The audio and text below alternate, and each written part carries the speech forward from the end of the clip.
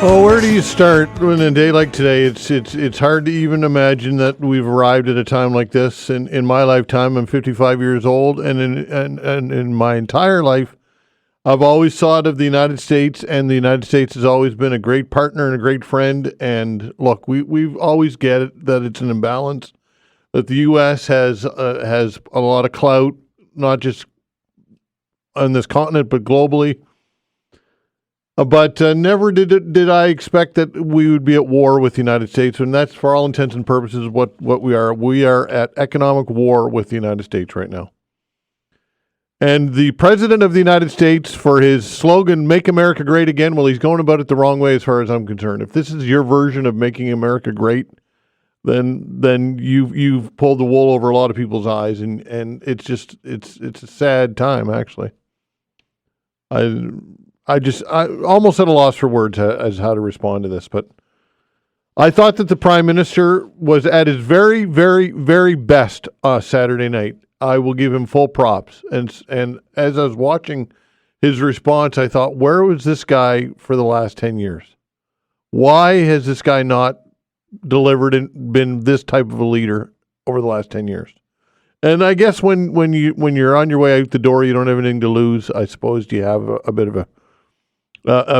of a carefree attitude or a way of going about yourself, not feeling the pressure as much. But I thought his words were excellent. But look, when all is said and done, we're dealing with an irrational human being in Donald Trump. This guy what is his motivation? And that's the question that I'm going to throw out there. What is his motivation? And I think it's pretty clear at this point. We have to take him at his word. It's expansionism. He has not made it even a secret. We're supposed to sit here and try and interpret what he really means? No, let's take him at his word. He wants Canada to be crippled and to become the 51st state. And he will take it by economic measures. And that's his plan. That's all we can derive from this. What else would it be? I don't see any other motivation. This red herring of fentanyl and illegal immigration is just that. It's a red herring. Because if that were actually accurate, why does China only get a 10% tariff? I don't get that. That's what I don't get. Okay. You've admitted and recognized that fentanyl and the precursor elements that go into making fentanyl are primarily come out of China. And China has an abysmal human rights record, record on the environment. And yet they get a 10% tariff, and Canada, your longest trading partner, we've had a relationship for 150 years. We share a border, and you're going to hit us with a 25% tax along with Mexico. And expansionism is the only thing that look, he wants to cripple us. Is this how you want to be America? Is this what you want? Is this how you become great again? Because if this is how you treat your friends and your allies of 150 plus years, I would hate to see how you would treat your enemy. And who's next? It's just unbelievable. It truly is. Anyway, I'm not sure what else to say other than we'll take your calls, and we're going to cover this all day today, and we'll be on top of this story likely for the foreseeable future. I'd like to thank Vanessa Van Den Ness on the other side of the glass at the control board, doing a fine job as always. All right, let's get to joining us now is Mark Brewer, University of Maine political science professor. I had many chats with you, Mark. I appreciate you taking the time, but it's a tough day here in Canada, I got to say. I got to tell you, it's not easy right now. Yeah, I'm sure it's not. I think some people were of a mind that Trump's tariff promises and threats during the campaign, and then after he was elected, were just a negotiating tactic. And I suppose I guess there's still time for that to turn out to be true. But at the same time, I think your point that you made earlier is a good one. That it's probably time to start taking him at his word when he says something, because again, whatever else you may think of him, the one thing he does seem to do is try and do what he says he's going to do. So yeah, I think you're absolutely right. He needs to be taken. What he says needs to be taken at face value, I think. All right, American values or shared values or all of that. Do we throw that out the window at this point? Can we no longer depend on that? Is the total game changed with the U.S. because of what's going on? I think with Trump it has. I mean, the question is anyone within the U.S. going to be willing to stand up to him and force him to change directions? Now, during his first term, there were plenty of voices, including some within his own party, who were willing to do that at least some of the time, and also Democrats had a foothold in some places of power. This time around, Democrats are largely shut out. They're in the minority, at least at the federal level. And then there doesn't seem to be a whole lot of Republicans willing to voice any kind of opposition. I mean, on the tariff issue, the only Republican I've seen so far to publicly voice opposition is Rand Paul. So it's, I mean, I think one of the biggest concerns that I have on this is, what Trump is doing to kind of America's reputation globally with international partners, both allies and enemies. Can you view the United States as an honest broker anymore? I think that's increasingly difficult to do. And as countries, maybe start to change how they approach situations involving the United States, does that ultimately, provide other countries who may not be allies of the U.S. and what is typically been viewed as the West with opportunities? I suspect it will. So, I mean, I'm hoping that this can be dealt with relatively quickly to avoid, to minimize the amount of pain that's going to be felt all the way around. But who knows how this is going to turn out? I think one person probably knows how it's going to turn out, unfortunately. Maybe a couple of close advisors, but who knows? It's definitely not business as usual. Why are there no Democrats that are willing to step up here? I don't understand it. Democratic governors? I mean, we're hearing from nobody on this. Is it just that it's just not on the radar in the United States because we're Canada and it's not news, or what's going on here?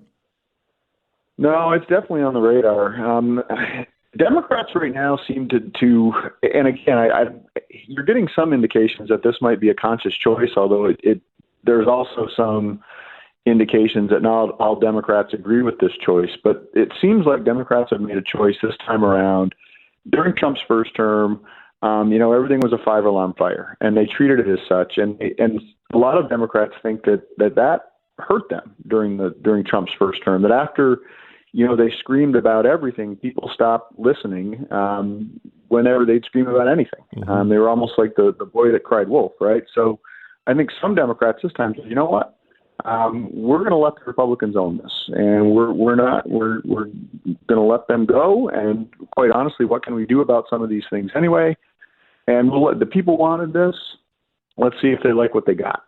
And Chuck Schumer certainly seems to be of that mindset. Although, if you believe some anonymous reports, there was a conference call where some Democrats were screaming at him, saying that the Democrats needed to raise more objections. Hakeem Jeffries in the House seems to be following the same playbook. And I don't know. I mean, we'll see if that ends up being the right move. But even if Democrats could, they certainly can raise objections, right? They're free to do that. But in terms of what they can do to actually prevent any of this stuff at the federal level, they can do very little. Maybe at the state level, they can do some stuff. But right now, it's filing lawsuits, which a whole bunch of them have been filed. But courts take time. Okay, when it comes to executive orders, how much power does the president have? Can anybody say no to this guy? Or I shouldn't say this guy, the president, or can he or whomever is holding that office, with the stroke of a pen, these executive orders? Is there anybody that can say no? Is there any sober second thought? Well, it depends on what the executive order is being issued on. I mean, presidents can't contradict statute, like existing law, with executive orders, right? But what they can do with an executive order is they can act in areas where either there is no statute, or where the statute is unclear, or where the statute delegates authority to the president. And that's the case here with the tariffs, right? There's a whole bunch of existing trade laws on the books that Congress has passed over decades that allocate this kind of power to the president in certain situations. He can also declare, an emergency and open up additional powers, right? So on executive orders more broadly, there are ways to stop that, right? The courts can step in and declare them unconstitutional, but somebody has to bring a case in order for that to happen. And again, that takes time. Congress can always pass legislation that counteracts an executive order, right? Because you can't issue an executive order if there's existing law where something is clear. But right now, Republicans control both chambers.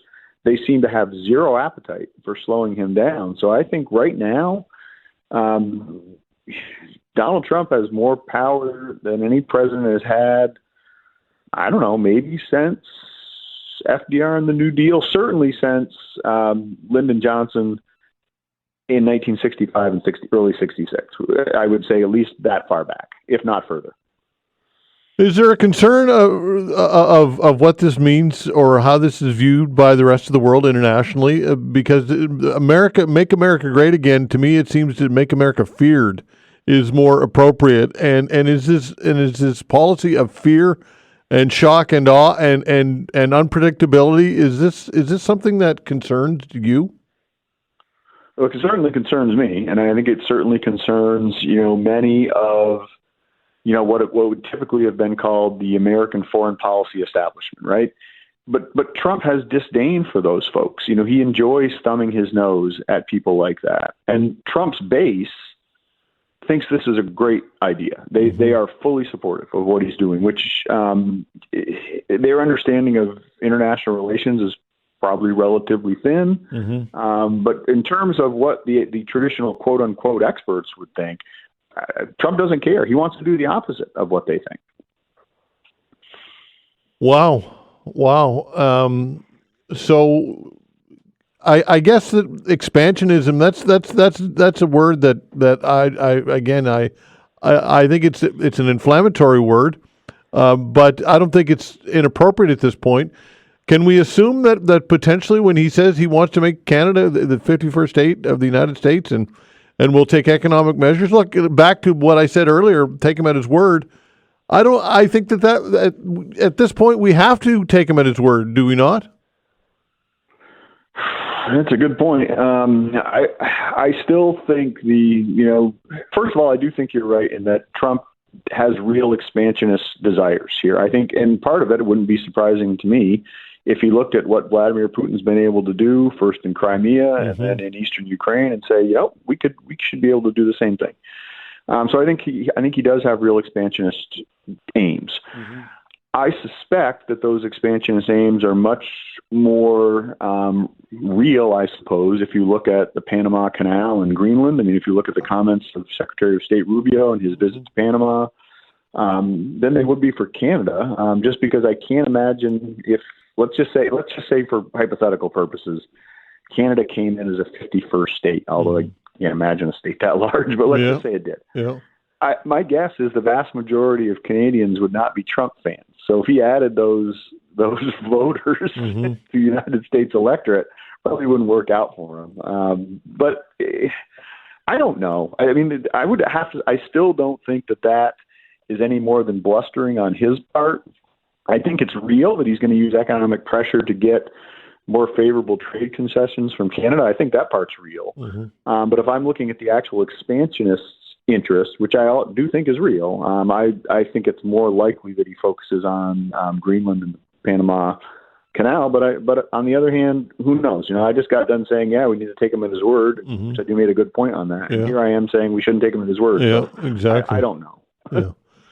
All right, so I guess bottom line is that this is on the radar of Americans, and it's because that's important that it is.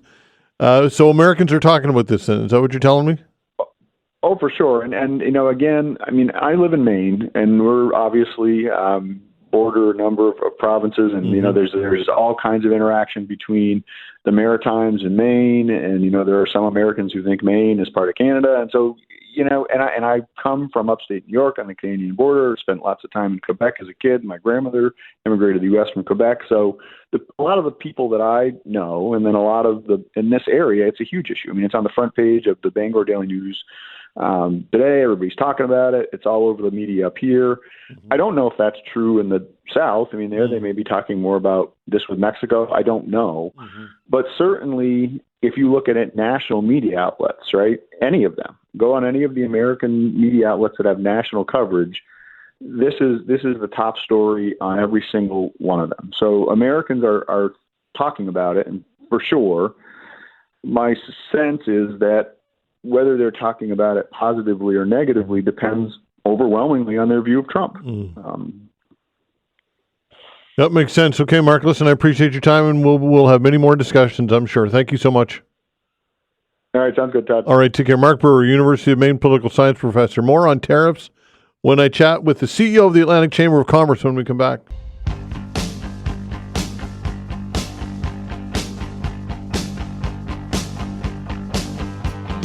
All right, Rhonda Tulk-Lane joined us, the CEO of the Atlantic Chamber of Commerce. Rhonda, busy day for sure, no doubt for you guys, and no doubt about that, eh? It's been a busy weekend and today. Indeed. Okay, I guess just kind of broad strokes, thoughts, comments on what's unfolded so far. Yeah, so of course, as all Canada knows, February was a pretty dark day when it comes to trade. But I'm going to throw another important word out there: trust.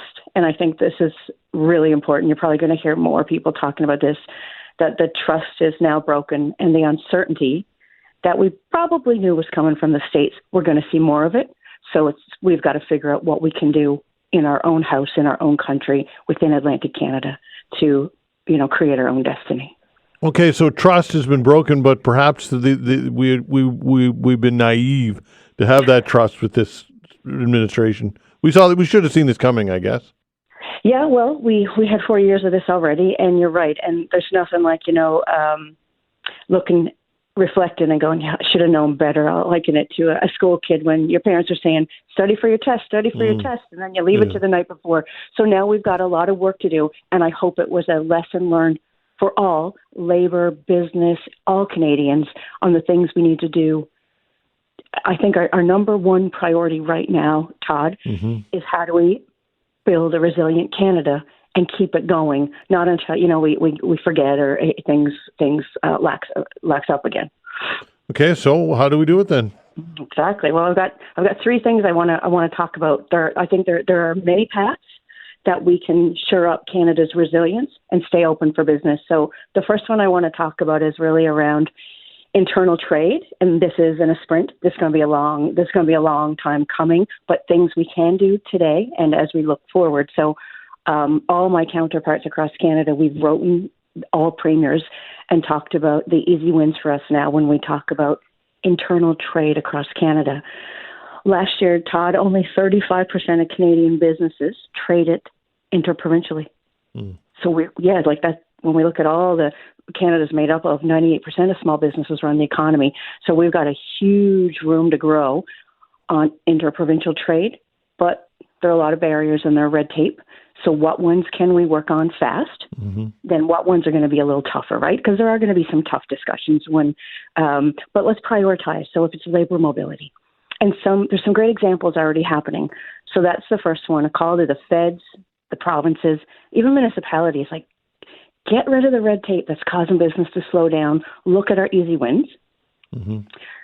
Second one is a call to businesses. And it kind of goes back to what you said earlier, Todd. We should have known better. If you're a small business or in Atlantic Canada and you've got all your eggs in one basket and you're exporting like 80% of your products to the U.S., we got to diversify. So we actually have a program that's open right now.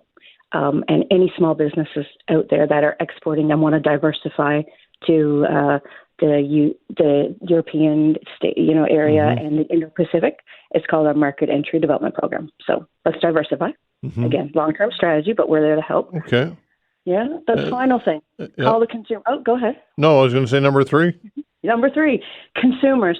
And this one kind of, you might shrug your shoulders and go, it's not going to make a difference. But I've got proof it does.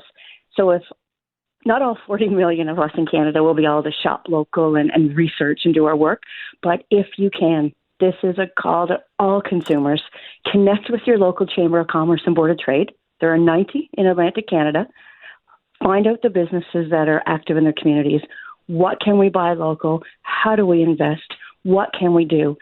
And as I said, it sounds easy to shrug off, but I've seen the results when there's a concerted effort that we can make a difference, each and every one of us, when we put our focus together on that. So we got to call the government, a call to business, and then a call to everyone.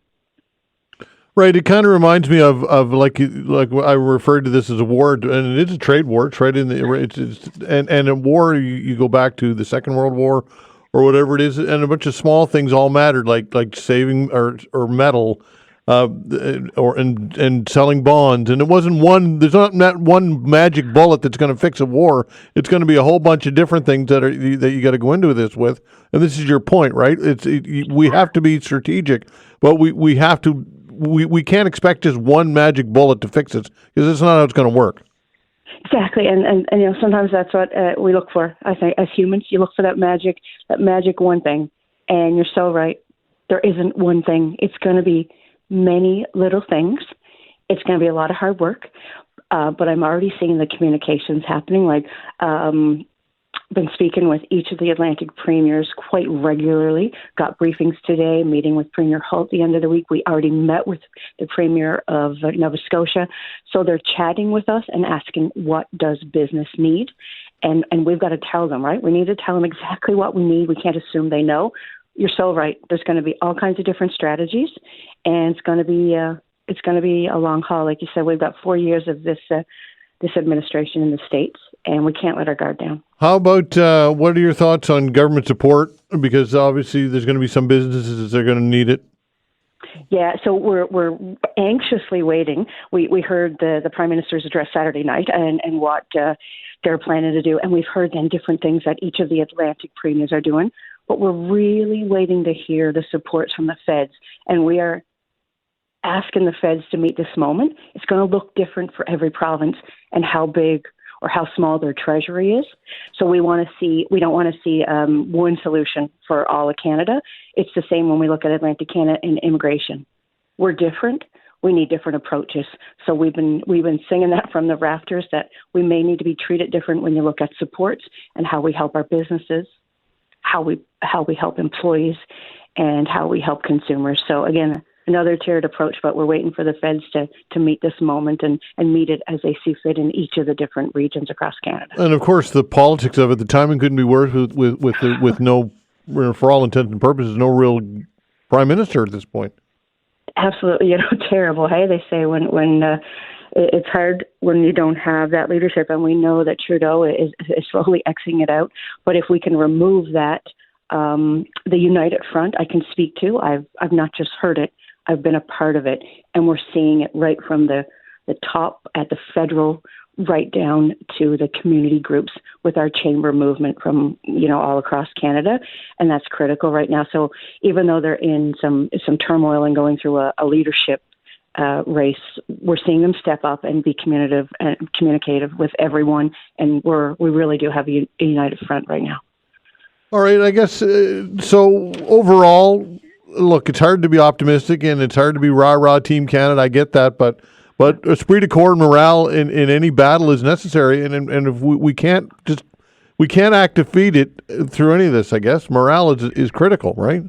Yeah, critical. And I'll go back, as you likened it, to the wars, and it's so true. And it goes back to the leadership, right? And the leadership is just not those people at the top. Leadership can come from everyone, all ranks, and knowing what your role is and communicating and not letting that ego get out in front. So we're going to need every form of leadership, as I said, from the every premier, the feds, our municipalities. Get rid of anything that's causing businesses, to have trouble or slow down. Even at that level right now, it can make a difference. If you've got a developer in your community and your applications are taking too long, right now to help them get what needs to be done could make a difference. So everything matters right now for making it easy to do business. Time is money, and we need to act fast, be nimble, and be listening and working together. Okay, Ron, I appreciate your time, and we'll be talking again. Thank you. Todd, I hope we chat on better, more exciting things in the future. Well, something tells me we've got to get through this first, but we'll be talking. Thank you. Okay, bye. All right, take care. Rhonda Tulk-Lane, Atlantic Chamber of Commerce CEO Dan Kelly when we come back.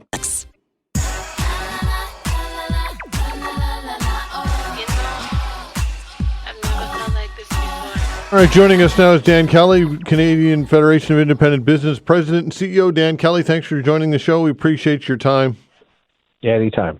All right, so I guess to start, kind of just general thoughts on what's transpired to this point with this whole trade war.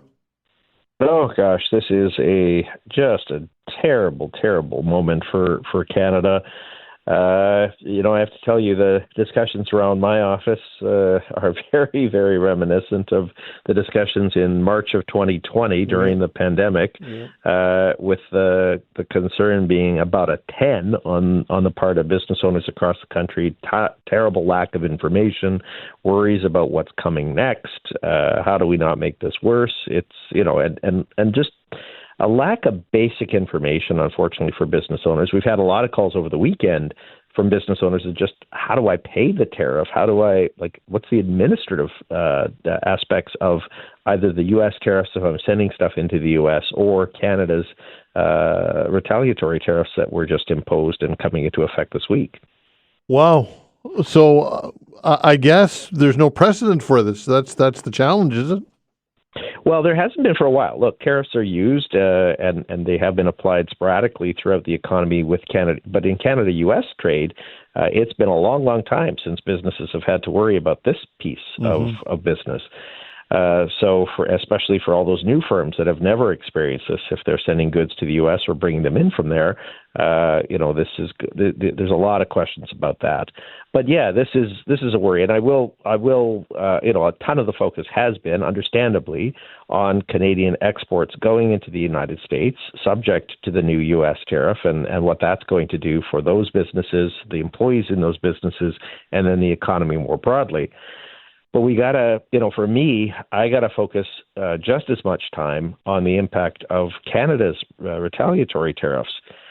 My data shows that 16% of my members, all small business owners, export directly to the United States, but 49% of my members across Canada, again, all small businesses, import directly from the United States. So it's those import tariffs on U.S. goods that are going to hit small businesses even more directly. And ultimately, those are the ones that are going to hit consumers more directly. Just the grocery products, the consumer goods, toiletries, beauty products, just that stuff that we see in the grocery store and pharmacy, that alone is going to lead to huge, huge price increases on the part of small businesses that we as consumers are going to be paying. And some of that is going to start to reflect itself really fast. All right, so if you own a small business, and let's say you own a grocery store or a small little grocery store in a small community, wherever it might be, and I don't know what, 50 employees or whatever the number will be, you're importing things from the United States. You said about 50% of that stuff comes from, or 50% of your members would fit that criteria that they would. Okay, so let's say you're that, you now have to collect 25% tax on whatever items would be applicable. And then you recoup that from your customer, and you pay the government directly. Or what you're telling me is there's no answers to any of this right now? So there is process, and look, a lot of in the grocery industry, a lot of them would use distributors, and it's the distributor that would that brings in the first line importer would be the person that would pay that, right? But it would ultimately be reflected in those bills. But some of those first line importers haven't dealt with a duty on a tariff on these items for a long, long time. So yeah, they're having to put in place the systems to do this, and then remit that money to the government of Canada. And that's on $30 billion in trade starting this week, with hundreds of billions in trade subjected to the tariff later this month, if the government does proceed with the second stage. So this is not a small number of businesses that will be affected either very much directly or indirectly. But regardless of that tariff that Canada is applying is going to then find its way into the prices that you as a wholesaler pay, and you're going to have to try to recoup that as best you can from your consumer. Right, and at a time in which we're already talking about, and we've been talking about inflation for the past number of years, and people have been feeling the pain from it, so the timing could not be worse. Oh, it's just brutal. We're dealing with household budgets under strain. Businesses have had to, we haven't even put the pandemic damage behind us. The average small business took on $100,000 in debt, and our most recent data says that most of them still have it on their books, even if they repaid their CEBA loan. And I hoped I'd never have to use those words again. If they were successful in repaying it, many of them did that by taking out a bank loan to repay their government-backed loan. And so they're deeper in debt, but like a strong wind could blow down some of these businesses right now.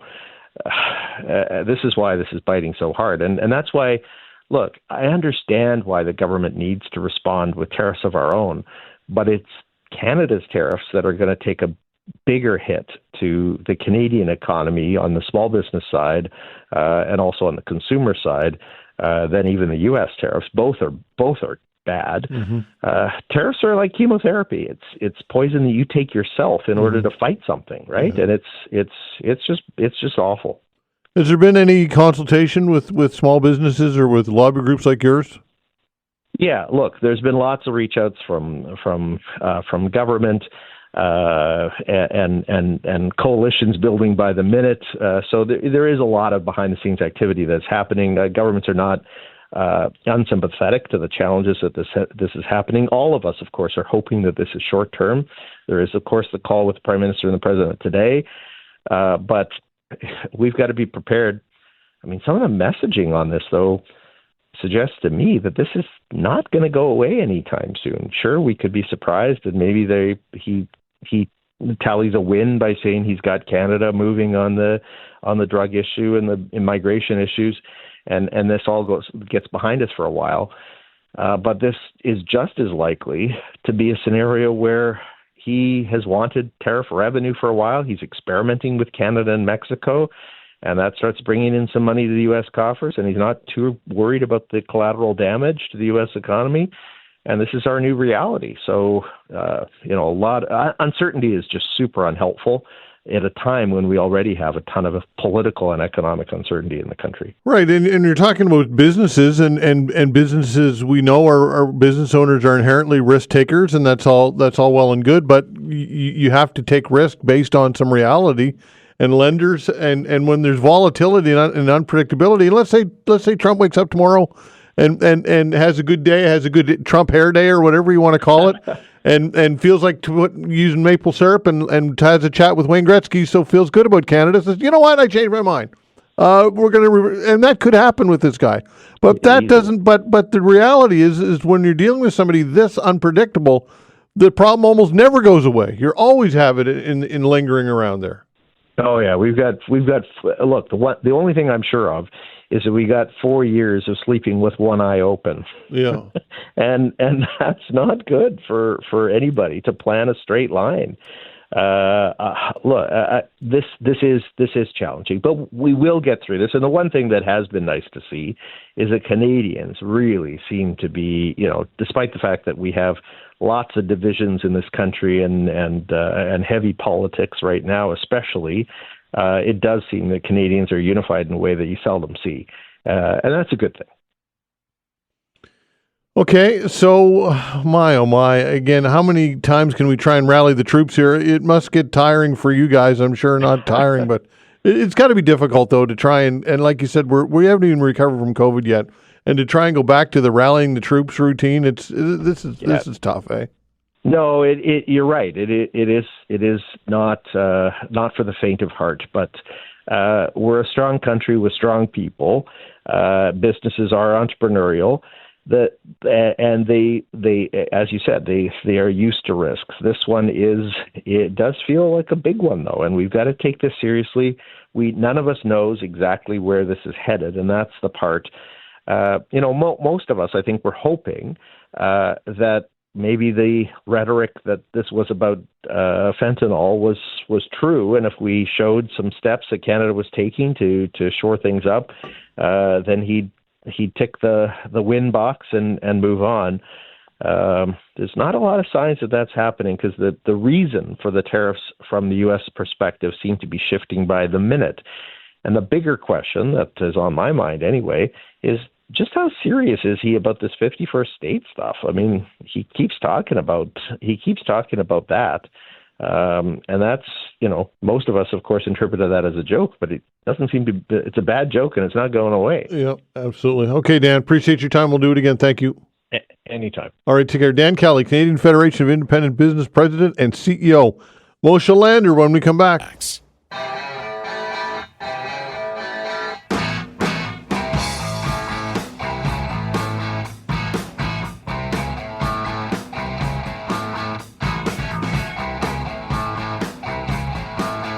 Moshe Lander joins us, economist from Montreal's Concordia University. Moshe, thanks for doing this. We appreciate it. Hello. All right, so my oh my, here we are in a trade war with the United States, a full-scale, full-on trade war. It doesn't get any uglier than this, does it? Yeah, actually it does, and I think we might see it come in a month or so. Trump has said that 25% is just the opening salvo in his lobs at us. So even the Canadian government has said that if they escalate, we'll escalate. So I'm not sure that what we're seeing right now is the worst. It's just the worst that we've seen in 60, 70 years. Which industries are the most vulnerable here? Anybody that's exporting. So it's the big headliners, fisheries, lumber, oil and gas, auto sector, mining, electricity. It's the backbone of the Canadian economy. So every province is going to get hit in some capacity. I didn't even mention agriculture and farming. So for listeners over on the island, they're going to be experiencing trouble as well. Okay, how long till this starts filtering into consumer habits in the United States? Will it be pretty much immediate, or what? How long till this trickles back? So there's two elements that we have to consider. One is, what is the relative size of Canadian industry to U.S. industry? So if we are large, relatively speaking, like the oil and gas sector, then we're going to be able to resist having to eat the cost of the tariff ourselves, and we're going to shovel that on to American consumers. So they could see that very, very quickly. If we're small, relatively speaking, which in a lot of industries that would fit the bill for us, then American consumers might not see any price changes at all. The intense competition of the market is going to make it so that Canadian producers have to eat the tariff, which is why Trump talked about creating the External Revenue Service to collect tariff revenue. It's kind of the monetary equivalent of, I'm going to build a wall and get Mexico to pay for it. He's going to put tariffs on us and get us to pay for it. So depending on that and depending on supply chains, if the U.S. has a lot of inventory accumulated, then that's not subject to tariff right now. But once those inventories run down and they have to start replacing it, that's when the tariffs would come into play, and that's when the tariffs could start spilling over into American consumers. All right. How generally kind of broad strokes concerning is this for you from your vantage point here as an economist? It's hugely concerning. That I won't understate. Free trade is not a zero-sum game the way that the Trump administration thinks it is. It brings benefits to both sides. And regardless of whether people think that Canada's standard of living is as high as it could be, it's higher than it would be without trade. And we know full well that the retaliation is going to impose a cost on us that probably leads to a recession. So if people don't understand that trade benefits both sides, it's not a zero-sum game. This is an attempt to upend the world order that's existed since the Second World War. In the aftermath of that, the big industrialized countries of the world moved towards trying to create freer trade. It got stalled about 30 years ago. And then the Doha round, which was meant to try and restart things, is still ongoing because it really has been a missing voice for pursuing trade. And I think what we're now going to see is countries start to pull the drawbridge up. If the Americans can do it, why can't everybody else who has a grievance to air? All right. So when it comes to diversifying and getting different markets and all that stuff, that's all well and good, but that takes a lot of time. But what are your thoughts on diversifying and the new economy in the next decade ahead? What do you expect? What are your expectations? So Canada does need to pursue a much more broader free trade agenda, and hopefully small countries will recognize the threat that the Trump administration poses, and they'll use this as a springboard to say, okay, maybe we don't need to pull the drawbridge up. Maybe we need to find other like-minded countries that want to diversify from excessive reliance on the U.S. or China or whoever it is that they're fearful of. The U.S. will always be there for us in some capacity. Trump will move on at some point. The tariffs will subside, but maybe now that relationship is going to be more situational rather than something that we take for granted. But there's also the ability to pursue the removal of interprovincial barriers that still exist. And we saw it during COVID when Atlantic Canada basically locked themselves off from the rest of Canada. Quebec is always a nation unto itself. And Alberta has been kicking up a fuss, starting to create the idea of separatism within Alberta itself. When you realize that these barriers, like language laws or regulations on agriculture and farming, impose huge costs on the Canadian economy, maybe this is one of the things that is low-hanging fruit that we can pursue now while we look to that medium-term strategy of trying to find more diversified trade partners. Well, interprovincial trade, though, I mean, we be careful what you wish for, I guess. If you're Nova Scotia and suddenly you're saying, hey, trade's wide open, but you get huge markets like Ontario and Quebec, and they can flood your market. So that's not always the magic bullet either, is it? Well, the Nova Scotia-Ontario analogy is playing out then as the micro version of Canada and the U.S., right, where Ontario is playing the U.S. role. And we're seeing that, hey, as long as things go well between Nova Scotia and Ontario, maybe it's a cost that's worth bearing until maybe Ontario turns and says, wait a second, what are we doing here? And we've seen in Canadian politics that what usually happens in the U.S. eventually filters its way into Canada. Maybe takes a decade or so. But the last thing that we need is an imperialistic-style Premier of Ontario who decides that he wants to start picking on Atlantic Canada and trying to splinter them off. We've seen it for decades in a slightly different way in Quebec, where that insistence that they are distinct, that they are unique, that the rules of Canada don't apply to them, does act as a barrier to trade. And I can tell you, living in Quebec part of the year, their standard of living has declined. And while Montreal is a great place to visit, living there is maybe a slightly different story. And the province is suffering from those barriers to trade that they support without realizing it. All right, so there is a current trade agreement in place, the new NAFTA, whatever we're calling it, CUSMA or USMCA, whatever we're calling it. Is what Trump doing right now, is it contradicting international law in some way? Yeah, it's not in the spirit of the CUSMA agreement. Incidentally, I always thought that it should have been called the MUSAC agreement. If we had called it Mexico, USA, Canada, then we could have been talking about how we all love MUSAC. But anyway, to your point at hand, it goes against it. Now, within the CUSMA agreement, similar to within the NAFTA agreement, there is a tribunal that exists outside of a traditional court system where aggrieved parties can go after each other and go after governments for violating the agreement. The problem with Trump is I don't think that he respects a lot of these agreements, and I don't think that he respects a lot of the jurisdiction in which the agreements give them. And so if they say, yeah, you're wrong, and here's a penalty, is he going to say, oh, I didn't realize, I'm going to back away? Or is he going to say, look, who are you? I'm removing us from this agreement the same way that he's removed himself from other international agreements because he just doesn't like what they ask of the U.S.?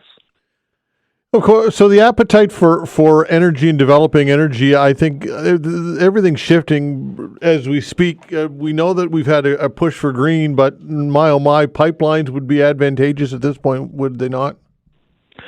Well, that's the thing, is that the U.S. infrastructure is built on Canadian oil. And so the reason why the oil and gas industry has been spared, at least temporarily, or when it eventually is tariffed, it's not going to be tariffed at 25%, is not because of the Alberta Premier and her successful lobbying efforts in the U.S. It's because the U.S. realizes that their refineries and pipelines are built for Alberta crude, not Texas crude. At this point, then, if Alberta and Newfoundland want to take the approach of maybe we need to look for other partners, you're going to need some way of shipping it. Now, the thing is, going out of the East Coast, you're not going to ship it by pipeline. You're going to ship it by LNG, liquefied natural gas.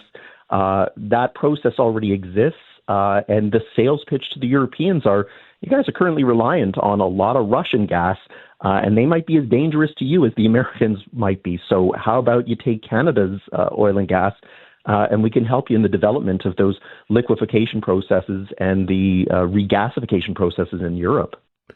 Okay, so overall, any reason for optimism here? I mean, look, I know that it's dark times. I get that, but any reason for optimism from your vantage point at all?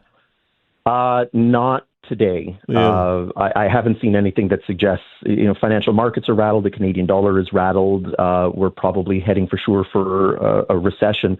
I guess if I needed to give you some bright spot, the Bank of Canada said it might encourage them to speed up interest rate cuts as long as the trade war doesn't lead to inflation. So if we can somehow thread the needle that we have a trade war that doesn't cause inflation, then hey, we might be talking about yet another interest rate cut coming in March, and that might be the only good news that I have for you today. Wow. Okay, Moshe, thanks for doing this. We'll talk soon. Anytime. All right, take care. Moshe Lander, economist from Montreal's Concordia University. All right, folks, what's on your mind? Time for you to have your say, to respond to this. 902-405-6000. What would you like to talk about today? I'm sure that some of you want to get into this. 902-405-6000. An open hour when we come back. Thanks.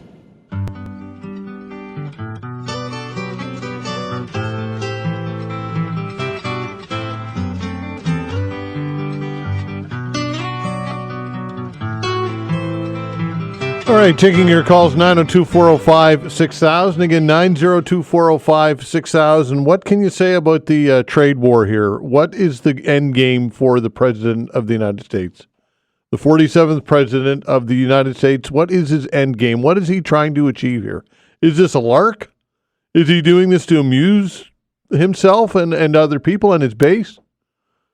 Or do we take him at his word in that he wants to annex us through crippling financial sanctions? Basically, expansionism, because he's not minced words when he says that.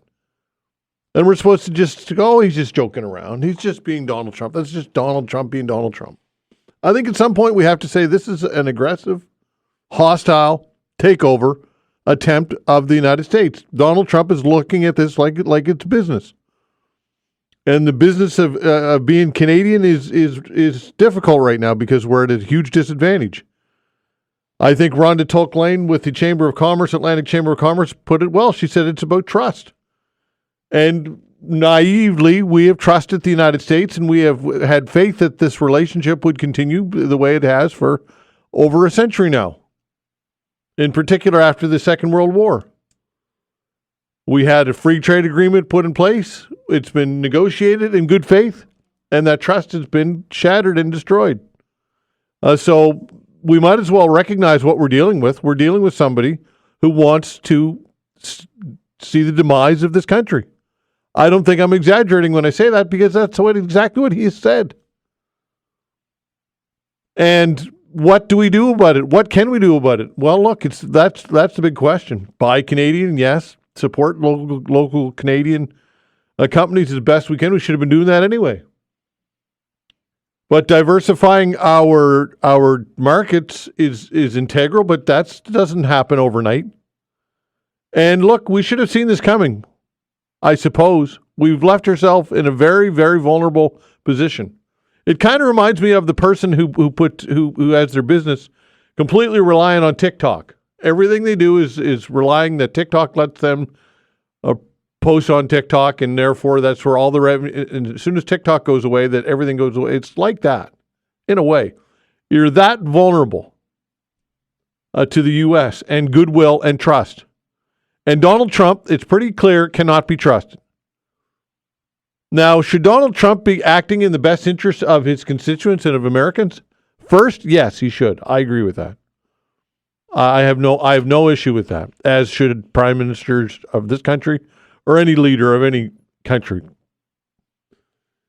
That said, you do have a responsibility when you're the most powerful person in the world to behave in a certain way in which is befitting the mantle of leadership and of, again, it comes down to trust. And if this is the precedent that the United States is setting, and this is Donald Trump's path to making America great again, well, then I think it's going to be look. The arrogance is unbelievable. The fact that he went golfing and wouldn't pick up the phone to talk to Trudeau, and you could say Trudeau doesn't deserve it and blame Trudeau. Say that all you want. You're free to say that. But what is the end game here for Donald Trump?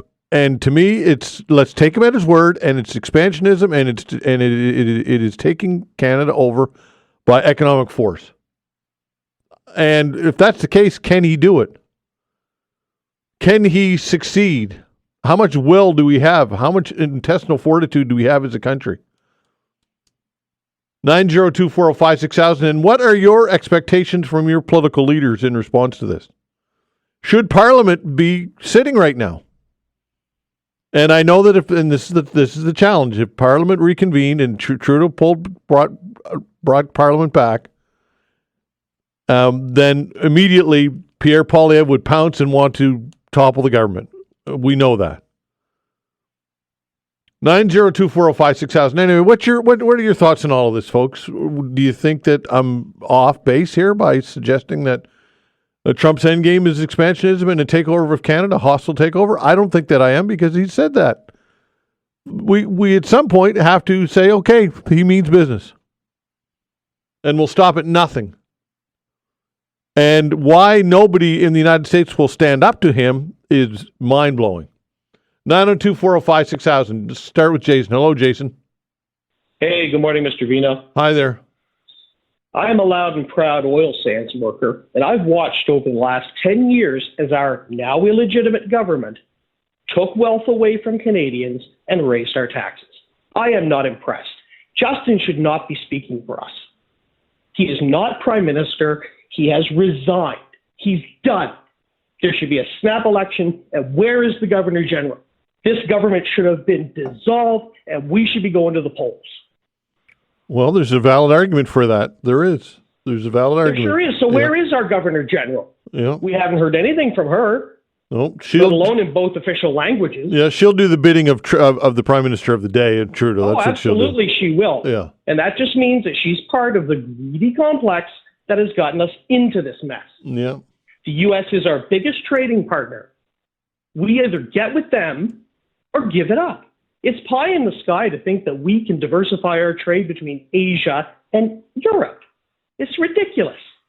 Well, certainly in any type of time frame that is in the near horizon, for sure. It's ridiculous to think that, for sure. Yeah, by which time we'll all be living in the dark. Yeah, yeah. And the idea of interprovincial trade, that's not going to get it done either. That's going to be, I mean, look, I'm not saying that we shouldn't do that, but let's face it, that would benefit Ontario in some provinces and hurt a lot of other provinces. To heck with Ontario. To heck with Ontario and Quebec. Quebec will do a side deal, and I kind of like hearing Doug Ford yell, because when we lost our jobs in the oil sands, the Ontarians laughed. Well, they're not laughing now. Yeah. Okay. And here's another thing. Yeah. Premier Houston, all of that product that is being pulled off of the liquor store shelves, that's all paid for. Product does not arrive on shelves without being paid for. Yeah, that's true, yeah. Who is he trying to short? And we're now we've got, what are they going to do? Fill the Bedford Basin with vodka? Hold on, I'll get a straw. Yeah, no, that's true. So if what you're saying is true, and I believe that it would be, we already own that. So what are they going to do? Stockpile it somewhere out in Burnside or something? Put out a big in Bears Lake. Yeah, Bears Lake is where the distribution center is. Yeah. Wow. So, Mr. Veinotte, the point is, Mr. Trump is going to run that country the way he sees it. And we have no business, especially our prime minister, has no business commenting on his administration. That is another country, that is another people, and they have determined by a very strong mandate that they want Trump leading. We can either get with the race or get out. And it looks like our prime minister is taking us out because trash escalates. Okay, thanks for the call, Jason. Appreciate it. 902-405-6000. Michael, hello. That's exactly what you're dealing with, Todd, your last caller. It has nothing to do with Trudeau or Poilievre or none of them. It has to do with failed policies for over 150 years. You think that Bob White, the union leader, went to the grave pounding his fist against us going into free trade? Do you think back in the early 60s when Tommy Douglas got up in the House of Commons and asked who's gone to Washington to open the door to free trade for this country? They told him Alan McCachran and Donald MacDonald. He said, oh my God, innocence abroad. He told them they'll take this country with the pen. They don't need a gun. They'll do it with the pen. And that's exactly what his intention are. The issue is not too much fentanyl at our border or immigrants flooding states from our border. That's just an excuse so a gangster can get his way. And behind the scenes are those oligarchs. One of them that's a citizen of Canada, I didn't even know. Mr. Musk. Ford just tore up his satellite deal with him. He's a citizen of Canada. Revoked their citizenship. They're all in it together. There's only a certain percentage of this world of money men. They want her all, and they'll do it by any means they could possibly do it. Any man that can sit as one of the most powerful men in the world, like Donald Trump, and be a convicted felon, a rapist, a pathological liar, and a man that's just totally unhinged and listening to the oligarchs that want her out. Until people come and realize that point and are willing to stand up and fight, go and look at the graves of the soldiers and the guys that were in the army that sacrificed everything for us. Go look at them and say, we're sorry. We were that stupid to allow you to go over there and give your lives up so the likes of that garbage could have even the position to be in control of this planet that we're on right now. Get ready for a fight, Todd. I am as old as I am, but I'm ready to go down fighting for this country because our veterans and that died for this country deserve a lot of respect, and I'll respect them till I die. I'll leave you with that one. Okay, thanks for the call. 902-405-6000. We'll continue with your calls when we come back.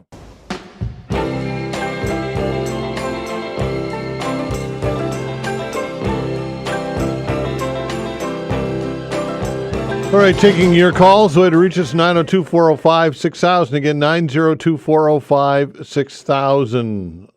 Quick email from Claire, then back to the phones. Claire says either this morning you had a guest on who was the CEO of the Chamber of Commerce. It was this morning. She asked to shop local.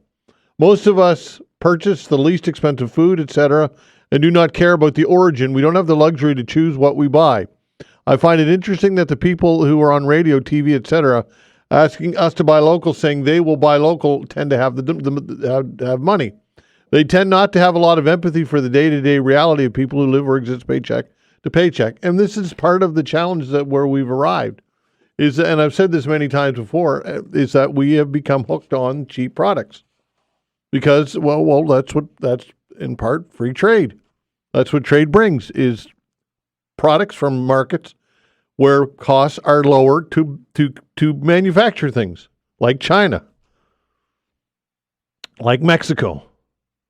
And this is part of the challenge is that, because Claire, you're absolutely right. It's easy to say get behind local products, but if people don't have the money to pay for it, then they simply won't and can't.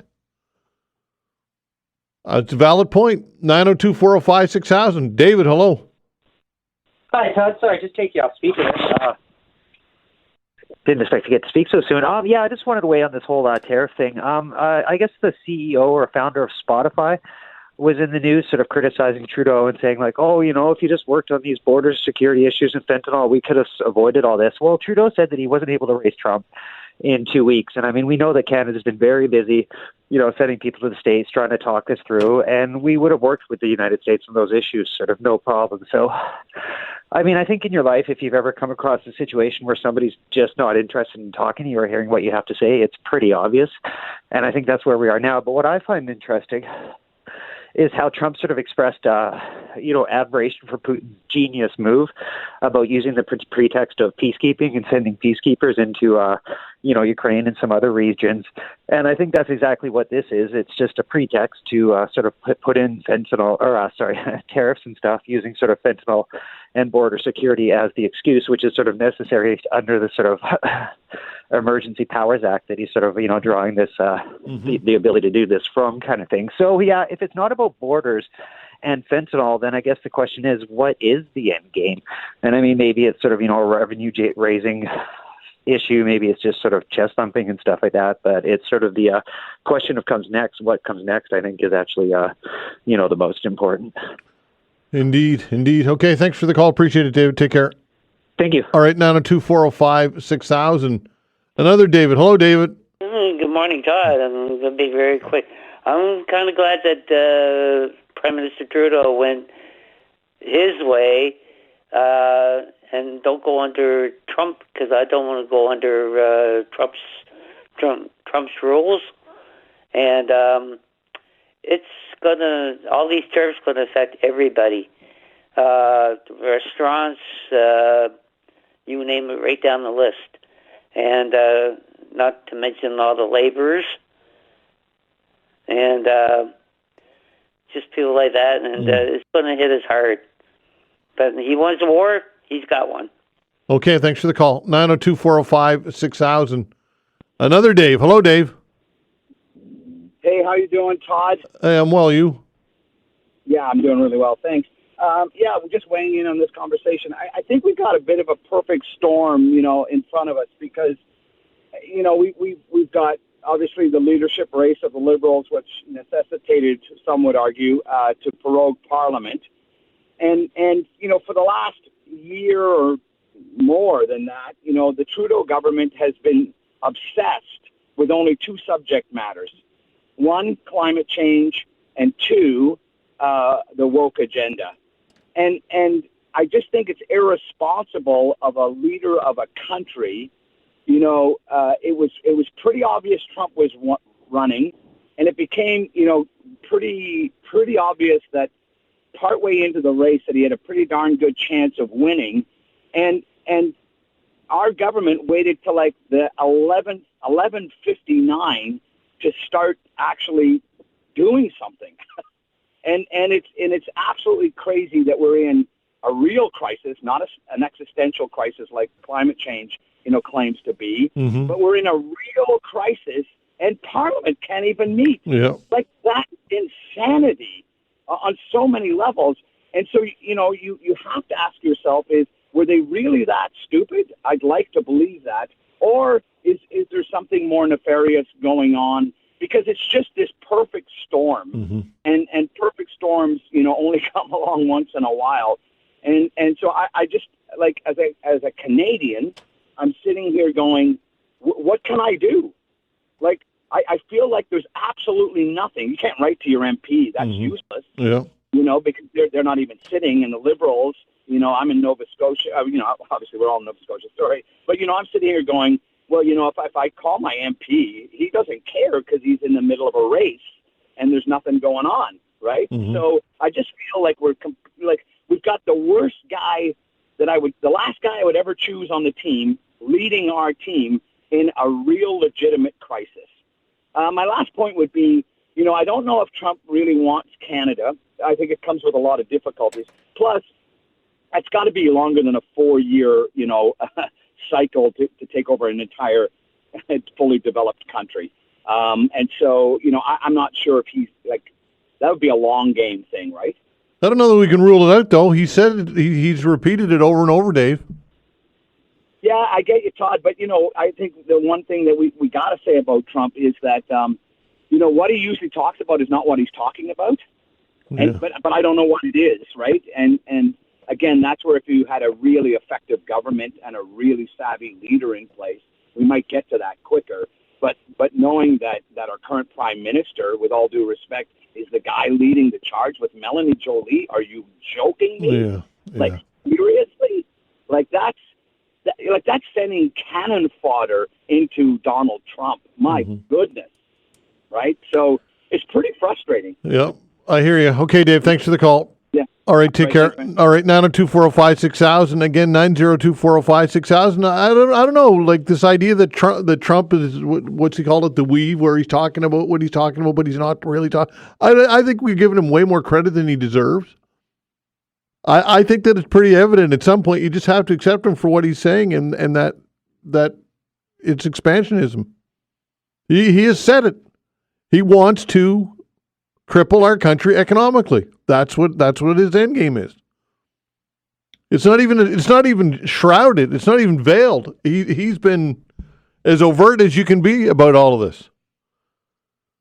902-405-6000. What are your thoughts, folks? Give us a buzz again, 902-405-6000. We'll continue with your calls when we come back.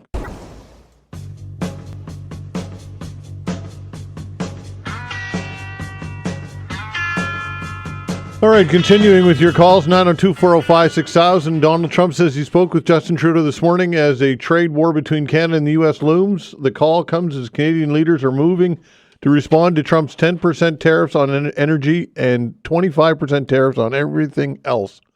Those are set to take effect tomorrow. Ottawa is imposing a 25% tariff on $30 billion in goods from the U.S. In response, it'll hit hundreds of items from meat, milk to carpets and curtains.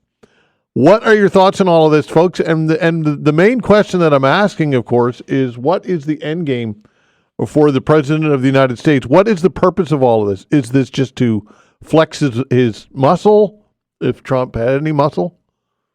Is this just because it's a lark and it's fun to do and it gets everybody all nervous? Or do we take him at his word? Is the goal expansionism and to cripple us economically as a country in order to annex us and eventually just take us over and make us a part of the United States? Should we believe him? And at some point, I think you need to accept him for what he says, which is crazy, which is sad, which is the bizarro world, but it's the reality. The U.S. president is at war with Canada. We're at war. Not a military war, but a war nonetheless. 902-405-6000. What's your take on all of this? And what about our response?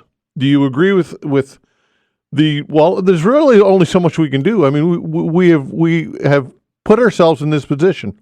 We had put trust in this relationship that it would continue as it has for the past number of decades. That would continue to happen. Then that trust has now been shattered. It's done. It's gone. But do you pivot on a dime, an economy on a dime? Pun intended. 902-405-6000. What is your response, or what are your thoughts on all of this? Carlos, hello. Hello. How are you doing? I'm well, you? Good. Look, Trump does not care if it's Trudeau, Paulier, if it's Yagon Sim, if it's the king. He only cares for his own interest. That's all it is. We have to make new friends around the world. There is no question about this. Look at what China did when faced tariffs from Trump, which, by the way, was kept by Joe Biden. They went on and made new friends in Africa, in Latin America, and in European Union as well. This year, they have EV factories opening in like Malaysia, Hungary, and Brazil. All of them are going to produce EV cars and export. So what are you going to do, Trump? Are you going to put tariff in all these places to try to stop EV from Chinese, the company? Impossible. The truth, my friend, is that this elephant is not twitching or grunting. This elephant is falling, and we are too close to him. We need to move away from him as soon as possible. You have to make new friends, new bilateral agreements with countries that are smaller, who actually have good type of relationship with the Canada. I think we just have to say, it's time to say bye-bye, blue eyes, and hello, amigos, and that's it. Move away from the United States, because this empire is falling apart. When you see they are putting tariff here, tariff there, what does that? Does that sound like strength? No, it's weak. This empire is weak. We have to move away from them. It's as simple as that. Now, if you want to ask me, what should we do? I think one of the things that would make Trump pee in his pants, actually, is to announce in concert with Mexico that Canada have started talking with BRICS countries. These are the group that brings together China, India, South Africa, Brazil, and 6 more. this is going to put a lot of pressure on him to solve this ASAP, because he does not want to make U.S. just a lonely island. Anyway, that's just a point. Okay, thanks for the call. Take care at 902-405-6000. Again, to use his term, make new friends, what he means, I guess, is new trading partners. But how again, the time horizon, how much time will it take to develop that? And where are these markets? And you need to find markets that need your goods, and you need to get your goods to market at an affordable price, at a price that makes sense for your exporters and your manufacturers. So it's not easy. And again, we've done this to ourselves. We believed what has always existed always will, and that this relationship with the United States was always going to continue, and we could rely on it. And clearly, that is not the case anymore. And what's the end game? I don't know. I don't know how we get out of this. I don't know how we pivot. I don't know. 902-405-6000. Jim, hello. Good morning. Hi there. How you doing, Todd? I'm well, you? Good. Just a couple comments, if I can. Sure. I have a message to those that are calling in, blaming Trudeau in the last 9 years and what have you. Build a bridge and get over it, and focus more on the fact that we're at economic warfare with the United States, who no longer, at least now, until there's such a thing as a ceasefire, is basically not a friend to Canada, period. And that includes the U.S. government, of course, and the American people themselves. There may be some Americans that disagree with this. Well, so what? Your government doesn't, and they've chosen to pick on Canada and even question our sovereignty. What my concern is, I would like to see HRM Council make a statement insofar as we're one of the biggest economic engines for this area. Mm-hmm. I agree with the Houston government and what they're trying to do, and I think HRM should take a real close look as to what we have that we could drop in regards to the Americans. And for example, I don't know if there's American contracts for building with HRM or whatever they might have. I could really go out on a limb and say if I had my way as mayor, I would try to make a proclamation that now people will laugh at this, but I'm speaking strictly from an emotional point of view, I guess, instead of rational. All the cruise ships that are scheduled to come to Halifax with Americans on board from Boston and New York, just turn around and head back out to Chebucto Head. You're not welcomed here. So that's the. I was just left the restaurant here a little while ago and had a coffee, and that's what you can see developing with local people. Yeah. So who does that hurt though? When all is said and done, Jim, who's that impact the hardest? And that's all the local businesses. That's all the tourism. That's all that, that's right? Yep. Do it because we're at war. Yep. I mean, we're going to get hurt anyway. It's going to backfire on us for sure. Mm-hmm. But we have to take a strong position with this guy. He's a bully, and you can't figure him out. If you could figure him out, you'd be on CNN every night, Todd. Yeah, sure. So give it up. We know what he's done. He's put it in writing.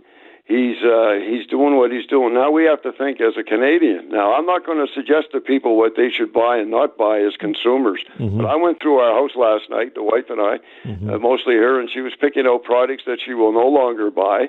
When you go to Costco, we're definitely going to look at American products and just put them to the side. No, thank you. Anything with American, I got no use for right now. So I think that I would like to see HRM say something. Maybe they could tell us, make a statement at least on behalf of all HRM residents that anything to do with American commerce or whatever, we're not going to do it. Yeah, I don't know what it could be though. I'm not that close to the city, to know. Yeah, well, we do have a request in to talk to the mayor, and we're going to try and make that happen as soon as we can, and also the premier. We've got a request in to talk to the premier and everybody for that matter who might be of interest. Great. Yeah. But Jim, I hear you, Jim. But listen, I guess the point is, and I talked to Dan Kelly earlier in the show with the Canadian Federation of Independent Business, and he says that no matter how you crack this up, and basically what you're saying is the same thing. It's going to hurt no matter what. No matter how you unscramble or you try and scramble that egg, it's going to hurt, right? No matter what. It's like somebody that says, Jim, I like to punch you in the mouth because you're an ex-cop and I hate your guts, so let's step in the ring and put the gloves on. I say, sure. I know as soon as I get in that ring, he's going to come at me, right? Yeah. And he's going to try to hurt me. So what am I going to do, try to talk peace with him? No. I'm going to try to knock his block off. Yeah. So it's the same thing now. We're at war, like you said, technically with the United States. It's not a military operation, but it certainly is an operation that questions our sovereignty. Mm-hmm. No longer the nice guy. Let the diplomats do it. I'm not a diplomat. Yeah. Let the diplomats do it in Ottawa. But it's time to kick ass. Yeah. And we're going to have to take the punishment that comes with it. Yeah. That's all I'm saying. Okay, Jim. Thanks for the call, pal. Take care. 902-405-6000. That is the way to reach us. Hello, Bill. How are you? Well, I'm hanging in, Todd. I'm sorry I haven't been on lately, but I've been nursing an arm here in the sling, and I fell down there. Would you believe went out to see my doctor, and on the way back, the way I went down on the ground. Well, I'm sorry to hear that, man. Sorry to hear that. You okay? Got my car home with a driving one hand, and so I haven't been out since. Pretty well grounded, but anyway, sorry to. Listen, you got to call me. Don't be sorry, Bill. Don't be sorry. You don't have any obligation to call. We'd love to hear from you, but no. I definitely wish you would call me. I wanted to talk to you just quickly about a golf club. Okay, you got my number. Okay, so I'd really appreciate it. Okay. So now, what I was I was just going to say, here I am, and everything's okay. But anyway, what I was going to say about the States there means it's the big topic. There's areas there that we got to be careful. First of all, I think it's Jim was just on about the cruise ships. I wouldn't even get into that. I'd leave that alone. I mean, if we don't want to stop them, that's big money coming in here. I would leave that alone. But the other area that's not talked about much is basically the United States is our big brother, protector, everything else. All of a sudden, where do we go if they decide that, well, anybody attacks you, a little Cuba comes at you where you ain't got nobody much to fight them off, we're not going to be there to help you. Mm-hmm. So then all of a sudden now, I guess Britain would have to really don't seem to be being talked about in this thing. I think they seem to have some kind of control, and the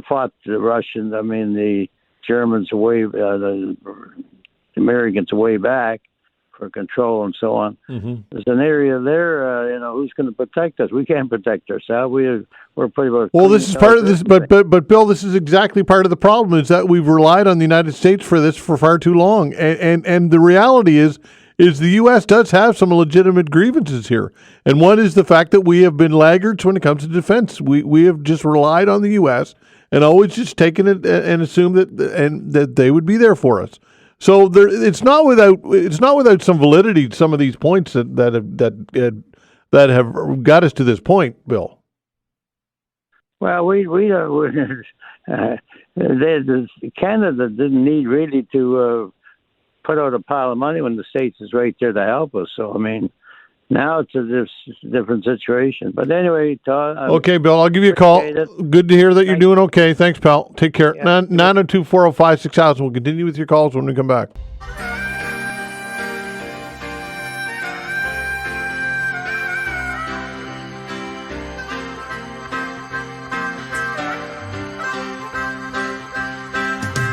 All right, continuing with your calls, 902-405-6000. Hello, Barry. Hello. Last night, Elon Musk just got into the computer system for $7.5 trillion of American money. He's unelected, hasn't got any clearance, and everybody in the Department of the government was told to stay home. The FBI, everyone that worked on the arresting of any of those rioters was told to resign or they will be demoted and their phone addresses will be given to the public. Yeah, well. This is not the action of a government. I watched on TV, they cut it off, where all the Christian nationalists, white Christian nationalists come to Washington. The vice president met them. Then the big screen was their fearless leader, and Donald Trump said, your mothers and your grandmothers were thrown in jail just because they tried to stop the butchering of babies. The Democratic Party can never come to power again because if they do, they're going to go not just babies that are inside, even outside the womb, which is garbage. But this is the kind of stuff that's going on. In-house Congress, someone stood up, and a president should be able to run for a third and fourth term. Now you need 2/3 of a majority to do that. I guarantee you next midterms, if they can do enough voter suppression to get a 2/3 majority in Congress, this is going to stop being a democracy and go to an autocracy. Right now in Panama, Marco Rubio is there. He said, we need Greenland and you guys. So, by the way, they don't believe in climate change. So China has no way to get involved in the Arctic because by 2040, the Arctic is going to be the biggest trade route. But they don't believe in climate change. So, and of course, you know what he said to Denmark. France is offering to help Denmark and put soldiers in Greenland. Trump basically told her, and that's a NATO country, if you don't sell it to me, we'll take it. So I'm not going to do it. I told you so, it's useless now. The thing is, the thing about Hitler. I found out, you told me, how did I know they had that manifesto there? Well, during his divorce in 1998, his wife said he kept it by the bed. Okay, all right. Thanks for the call, Barry. Appreciate it. Matt, hello. Hey there, Todd. How you doing? I'm well, you?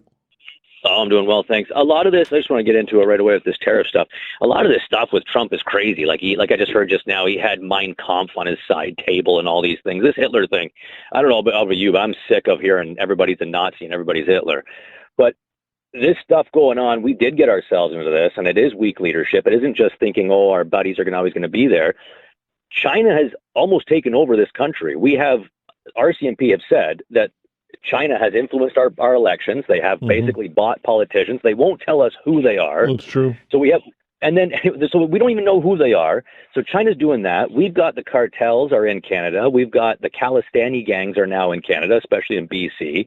You've got all that going on in BC with the drugs. There is a valid point. Everyone's like, I don't know what Trump wants. He made it quite clear. And I'm not a huge Trump supporter, but I think everybody's ego is really out of line with Trump. He comes in and he's all, I'm going to get it done. I'm the best. And everybody gets their back up. And it's like, just let the guy work, man. It doesn't seem like it's that big of a deal. Well, what do you mean let him work? What do you mean by that? Let him work in terms of, instead of it always being these ad hominem attacks on his physical appearance, on all these things, let's just let him work. Let's see if he can solve these problems. He's only a week in. He's obviously going at lightning speed here to try and get things going. Do you support what he's doing, Matt? Is that what you're telling me? You support what he's doing? What? I support the fact that what I see going on, you had a caller call in and say that, what Trump says is sometimes not what he's saying. What I think is going on and what I've heard Trump actually say is that basically Canada is being, led by China. And we know the fentanyl is coming in from China. We know the fentanyl is getting into the U.S. Now they say, only 1% gets into the U.S. Well, how is that an argument? We can't let any drugs get into the U.S. Well, that's not realistic, Matt. You can't. You have a border the size that we have. It's not realistic to say that no drugs are going to cross over. That benchmark is way too high. It's not realistic. Well, you can't say no. Obviously, no drugs. But if we had just taken a stance where we said, okay, the fentanyl and the border security, if we had started talks a little earlier or actually made some kind of effort to do something, I don't think the tariffs would have gone into place. I think that we don't know who China supported in our politicians. We're letting the fentanyl in from China. And then our response is when they say stop the drugs and tighten your border is, oh, no, we're going to put tariffs on you and we're going to do this. It's totally weak. It's such a weak response. And what the final end game is going to be is we can't fight these guys. So these guys are so weak. I can't see them going back and putting their tail between their legs and then giving into what Trump wants. So I don't know what they're going to end, but that's the only place it can end is that I think the only way it can end is that America is going to win. And if our good friends, we keep saying that our good friends are being mean to us, well, if our good friends asked us to do just two things, clean up, build your fence is broken, fix your fence, and stop your kids from coming over as much as you can. Stop your kids from coming over here and selling us drugs. Okay, Matt, thanks for the call. I appreciate it. I respectfully disagree with him entirely. I don't think it's about that at all. I really don't. Is fentanyl a problem? Sure it is. But can you imagine how much fentanyl is pouring into the United States through their own ports? Like, let's get serious. How many points of entry do you think that if fentanyl went to 0% from Canada into the United States, that they still would not have a massive epidemic on their hands of fentanyl? Because they would. So I just do not agree with that. I think that's a red herring. I think that this all comes down to expansionism, because that's what Trump has said. He has said that he has his sights set on this country, and that is his end game. And this fentanyl, how much fentanyl is getting across the border? I don't know. Is there some? Of course there's some. Is it a challenge? Sure. Would it pale in comparison to what's coming into the United States through other points of entry? I would say yes. Absolutely. Anyway, thanks for the calls, everybody. We appreciate it. I didn't get to all of you. For that, I apologize. We'll open the phone lines again tomorrow between 11 and 12. We're going to continue to talk about all of this when we come back.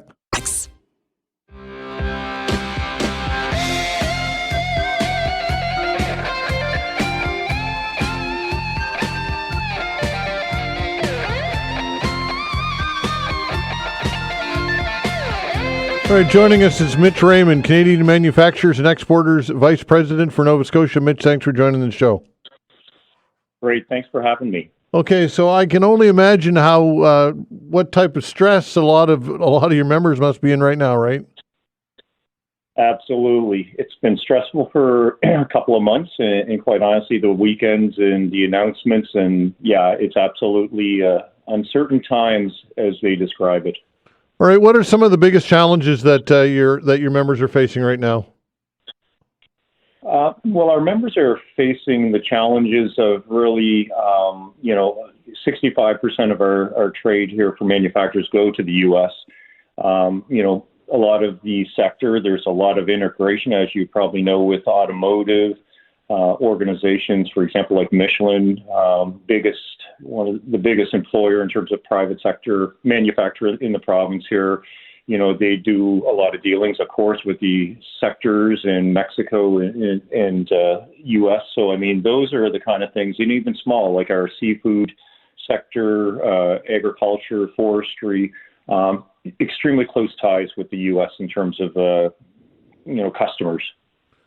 All right. There's a lot of talk about diversifying markets. That's obviously something that doesn't happen overnight, not to suggest that we shouldn't work towards that, but that's, I would think, in the short term, not a solution.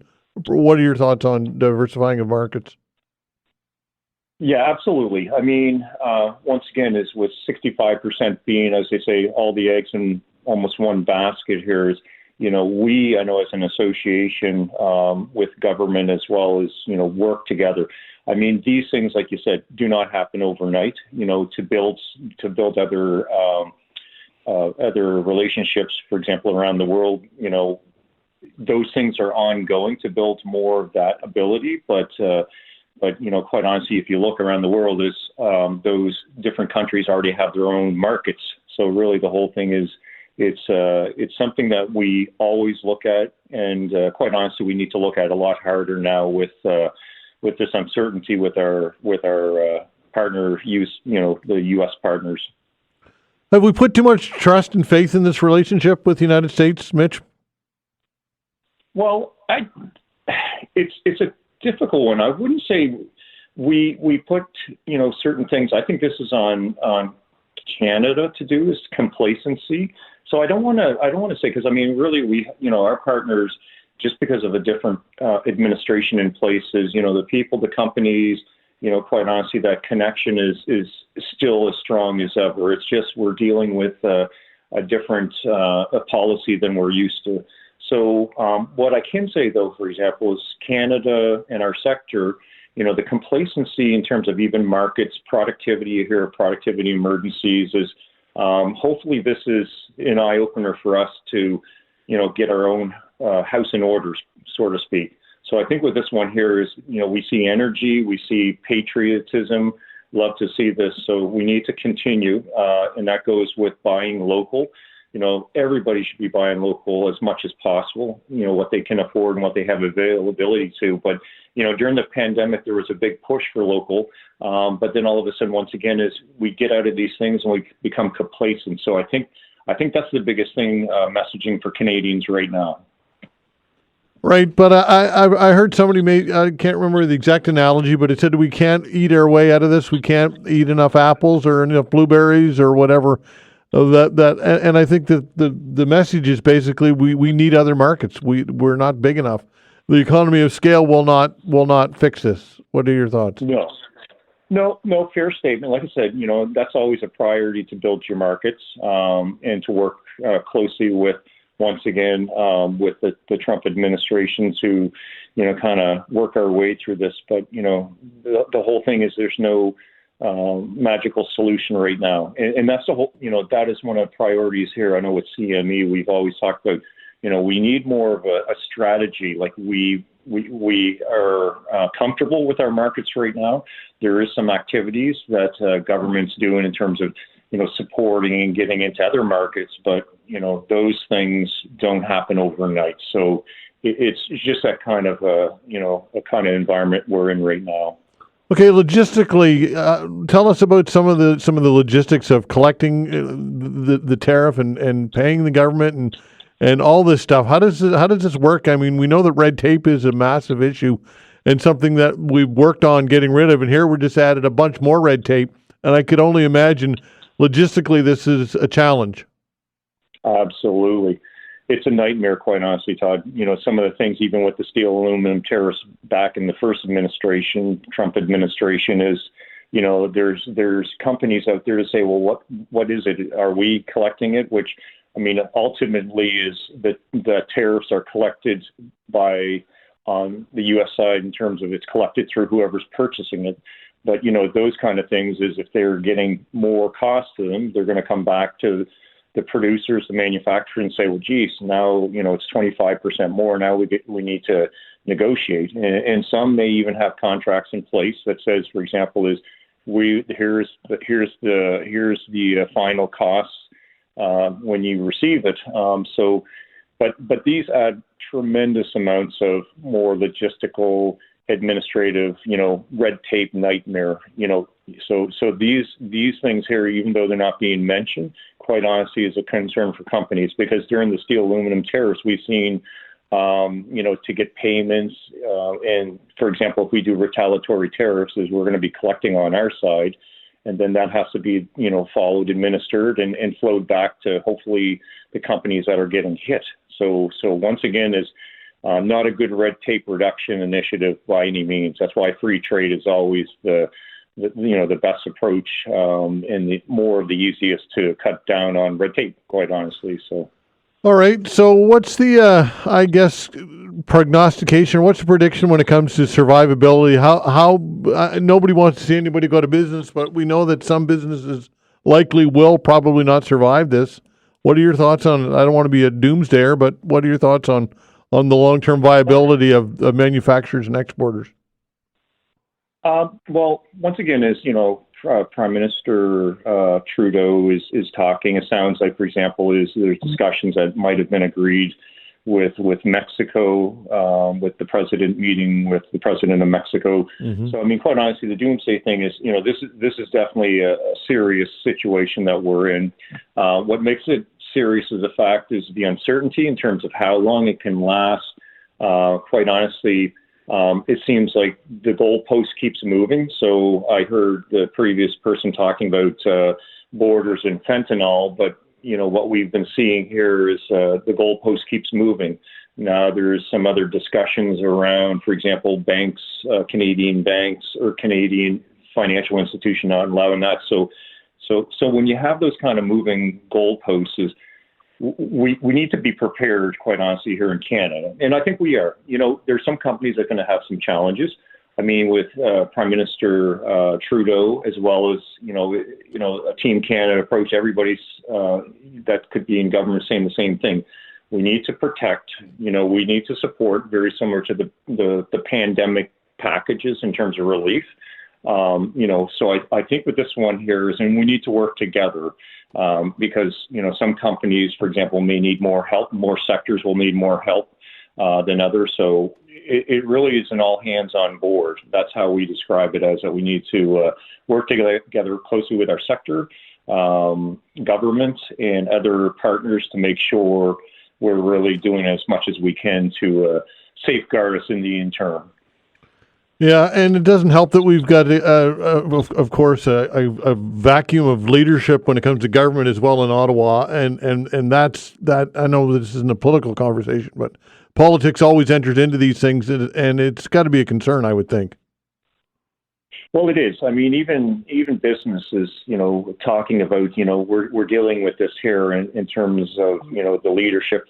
Once again, is at least the messaging is pretty much in sync in terms of the premiers, of the prime minister and MPs and whatnot. So at least that's a positive thing. But absolutely, with some of the turmoil that has been going on even before the Trump administration got in, it doesn't help when you have an economy that's quite honestly has been slipping over the decades.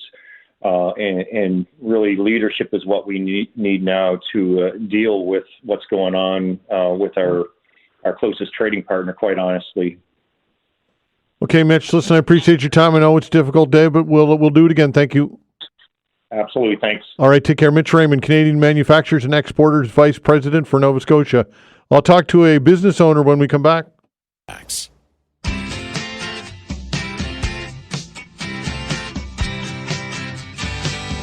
All right, Peter MacDonald, former plant manager at a company called CKF in Hansport. CKF is a subsidiary of Scotia Investments, long-established Nova Scotia company. He's a long-standing member of the CME Nova Scotia Advisory Board, was elected last year to be the vice chair of the Canadian Manufacturers and Exporters National Board of Directors. Peter, thanks for joining us.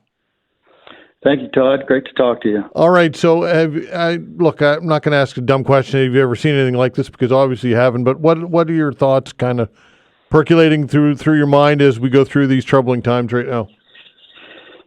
Well, we saw a little bit of it in 2018, and it didn't last as long. But it was a similar story back then. But this is unprecedented in scale and scope, and it just pushes the boundaries of what makes sense, and we just don't understand it at all as manufacturers. And similarly for us here at CKF, we don't understand the rationale, and we don't understand why we need to endure this negative impact.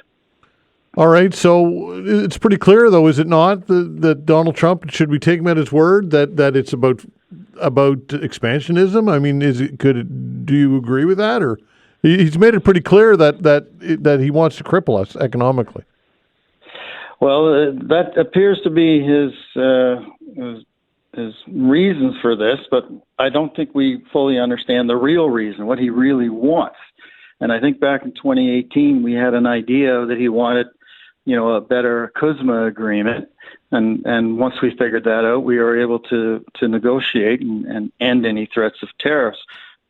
Personally, I don't understand what his real motivation is here for this type of move, because it doesn't help anybody, short term or long term, what he's doing on either side of the border. It hurts Canadians and it hurts Americans in a significant way. And I would think for employees of your business and all businesses that are manufacturing and exporting, it's got to be a time, and management for everybody involved, it's got to be just a time of extreme stress. Oh, absolutely, and it's justified stress because it's not a small tariff. 25%. If you understand how business operates, which I think you do, a 25% hit is a significant hit, and a lot of the manufacturers in Canada, and I'm not speaking from CKF's hat right now, but manufacturers in Canada have indicated that layoffs is something that they will have to consider if this lasts for any length of time. What are the expectations from government here? Well, we want government to continue to work with the American government to educate on the impacts to both countries, the negative impacts to both countries. I was very pleased to see that our Prime Minister and the President were speaking today and have more plans to speak again this afternoon. But, education as to how this negatively impacts both sides, I think, is key. And then, secondly, trying to understand what the real motivation is. I think it's hard to solve a problem when you don't know what the problem is. And I think if the governments work hard to understand what the real motivation for these is, then we'll come to a solution more quickly. The other thing is, governments are taking countermeasures, and I think we're supportive of that. We know they're painful. It's a double-edged sword. It can hurt businesses here in Canada, but they have proven to be effective. But that government initiative needs to come with the potential government support for the businesses or the jobs that are impacted by it here in Canada. All right. So do you anticipate that support? I mean, what's that look like? That's the problem, or that's one of the challenges here, is that who gets what, and how do who determines who is worthy or who deserves, or I mean, we've seen this with COVID, in that they tried to push money out the door as hastily as possible, but there's a lot of downsides to that also. So trying to determine who gets what, and that's got to be a real challenge. And how do you make the pitch for that as well? Yeah, well, you mentioned COVID, so hopefully we've learned from COVID. You don't rush, and two, you talk to the businesses and you talk to the industry associations, and you bring them to the table when you're making decisions. As a industry group, our message has always been clear with government. You bring us to the table when you make your policy decisions, and you'll make better decisions. We don't influence. We're not government. We don't decide. But we have a good eye into helping you navigate a change you're proposing. And we can say, well, here's something you may not have thought of, that this may happen or that may happen, or did you think of this? And we just generally are supportive in helping them tweak any legislation that they might want to bring forward, or any support that they might want to bring forward. So bring us to the table is the short answer. How about cash flow and having cash on hand and being able to pay the bills on a month-to-month basis? I would think that this has got to be something that any business owner would be cognizant of and concerned about right now. Yeah, and that's absolutely true. And some businesses can be larger, maybe can weather it for days, weeks, months. Other businesses are going to be impacted immediately. Depends on how much you're exporting. Some businesses, that's all they do. So every business is going to be different, and that's why if you talk to them, then you'll learn how they're impacted. Then you can tailor policies that help those that need it the most, and when they need it. Okay, long term, what's your vantage point here? What's your view on all of this? Optimism, negative? Are you negative about it, or negative? Not the right word. What's your long range outlook here with what's going on? What you're seeing? I'd say I'm cautiously optimistic, and only because the Canadians, they did extremely well in managing our way through COVID, and you can already see signs of rallying and being supportive of our leaders and supportive of government and supportive of each other. And that would give me hope that we'll find a solution. And I think fundamentally on the U.S. side, if they fully understand the impact to their constituents, then they'll come to a better conclusion than where we seem to be right now. Absolutely. Okay. Listen, Peter, I appreciate your time. I know it's a tough day, but we'll do it again. Thank you. Okay. Thank you for your time. All right. Take care. Okay. You got a Peter MacDonald with the business CKF Enhanceport, a subsidiary of Scotia Investments, been around a very long time, and also a long-standing member of the Canadian Manufacturers and Exporters Nova Scotia Advisory Board. And again, he raised a couple of times to understand what the motivation is or what the point of all of this is. And again, I started the show by asking that question and suggesting that perhaps we know. Perhaps we should, instead of trying to kind of read the tea leaves and be cryptic about all of this, just take Donald Trump at his word and say this is a guy that recognizes that we have a weakened position here in Canada, and he's going to take advantage of that. A hostile takeover, perhaps. I don't know if that's the right term, but that comes to mind. The president of Mexico says that Donald Trump has delayed imposing tariffs on Mexican goods heading north, which is good news for Mexico. another 30 days. But again, what happens in 30 days? Well, what's going to change in 30 days? And I think that one of my former guests, or one of the previous guests today from the Atlantic Chamber of Commerce, CEO Rhonda Tulk-Lane, said it well. She said trust has been broken, and it has been broken. And we have this. It's human nature, I think, to believe that how things always have been will always be, if that makes any sense. I think that's almost human nature. And we just assume that we've always had this great relationship with the United States and it's always existed and it always will. Well, things have changed in a pretty big time way, and we're witnessing it right now. So what's the end game? That's the question. What's the end game? And is it really about fentanyl and people crossing the border illegally from Canada? I'm not convinced that it is. Is that a problem? Of course that's a problem. Can you ever completely eradicate it? Absolutely not. There will always be some drugs, and there will always be some nefarious activity at a border the size at which we share with the United States. But is it the main problem for the United States? Is it leading to the fentanyl issue? Of course not. If you eradicated every ounce, every gram, every whatever of fentanyl going north to south, would the problem go away? Probably not even dent it in one little bit. So to me, that's not what it's about. Anyway, pretty tough stuff. We'll continue to talk about this when I have a chat with Robert Huish, Associate Professor at Dalhousie University, here in studio when we come back. Thanks.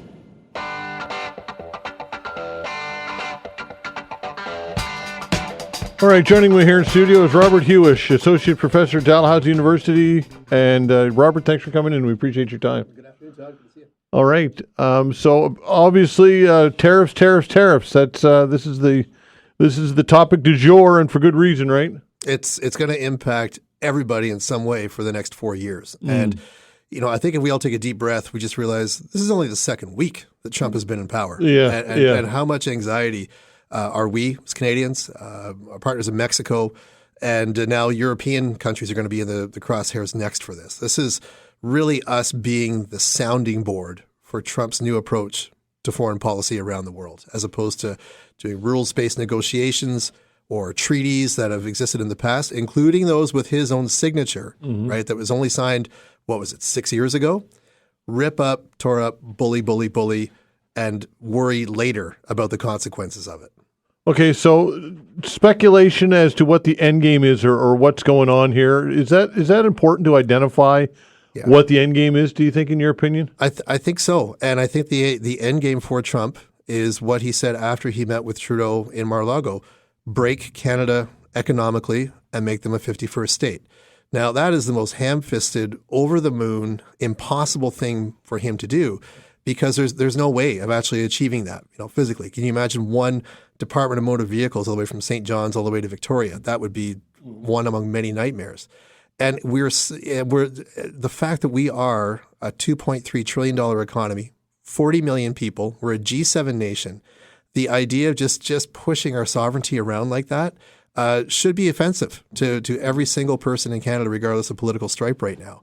And even though that is such an impossibility for Trump to do, you look at it historically, and there is constitutional mechanisms within the U.S. to acquire other territories, either through subjugation, cession, or purchase, as it's always happened.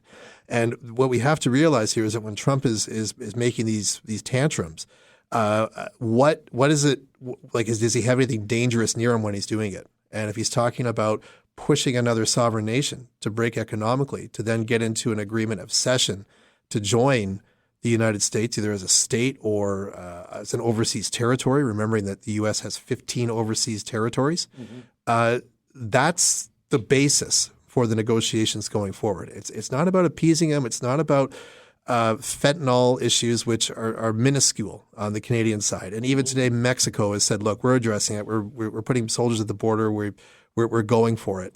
The bigger issue, I think, is this idea of annexation that historically, Todd, also runs to the fact that a lot of American politicians over the years, they are ultimately threatened by good examples abroad, right? The idea that you can have a country that has, universal public health care, the ones that you have affordable education, the ones where our banks aren't a regulatory mess in the States. Traditionally, regardless of who's in the White House, the U.S. starts pushing its weight around against its partners or its enemies when they see that there's working examples that challenge the way they do business. All right, so is Trump just delusional then? He's definitely ill-informed, and I think he's surrounded himself with a lot of people who could use a lot more education on basically how global economics work, world politics, or even understanding their own history.